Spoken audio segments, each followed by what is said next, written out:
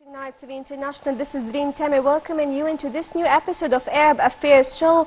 Today we're going to have a main look on the latest updates taking place in the Arab region, and we will start with the Minister of Foreign Affairs Badr Abdel Ati, who has received on Saturday the Palestinian Prime Minister Mohammed Mustafa in Cairo to address a number of regional and international files as well as the Palestinian cause.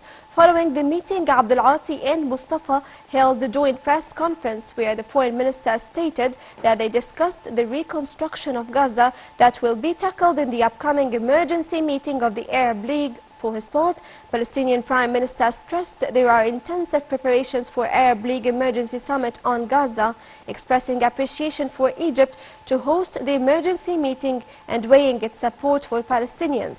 Mustafa said Egypt's plan for reconstruction is practical and also ready for implementation.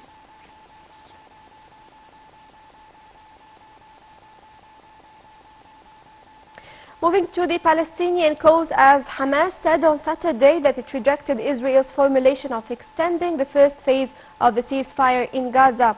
On the day the first stage of the deal was set to expire. The first phase of the Israel-Hamas truce is due to expire on Saturday, but negotiations on the next stage, which should secure a permanent ceasefire, have so far been inconclusive.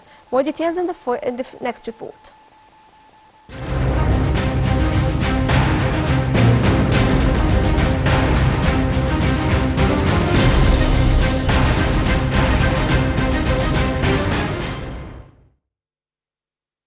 Hamas said on Saturday that it rejected Israel's formulation of extending the first phase of the ceasefire in Gaza on the day the first stage of the deal was set to expire.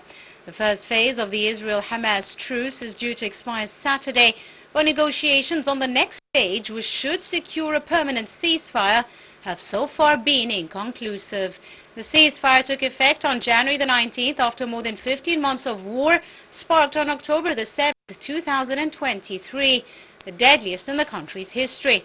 Over several weeks, Gaza fighters freed 25 living hostages and returned the bodies of 8 others to Israel in exchange for hundreds of Palestinian prisoners held in Israeli jails.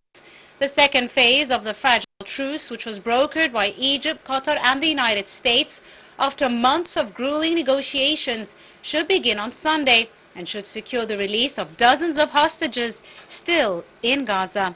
On Friday, the Prime Minister of Israel, Benjamin Netanyahu, was due to hold a ministerial meeting with security officials, according to Israeli media, after he sent a delegation to Egypt for discussions on Phase 2 of the truce. Earlier on Thursday, Egypt's State Information Service said the relevant parties have begun intensive talks to discuss the next phases of the truce agreement amid ongoing efforts to ensure the implementation of the previously agreed understandings. It also said Israeli, Qatari and U.S. delegations were in Cairo for the talks. Defense Minister, meanwhile, Israel Katz, said the preferred Israeli scenario is to free more hostages under an extension of the first phase rather than implementation of the second phase. Hamas, for its part, has pushed hard for Phase 2 to begin. In a statement, it said it affirms its full commitment to implementing all the provisions of the agreement in all its stages and details.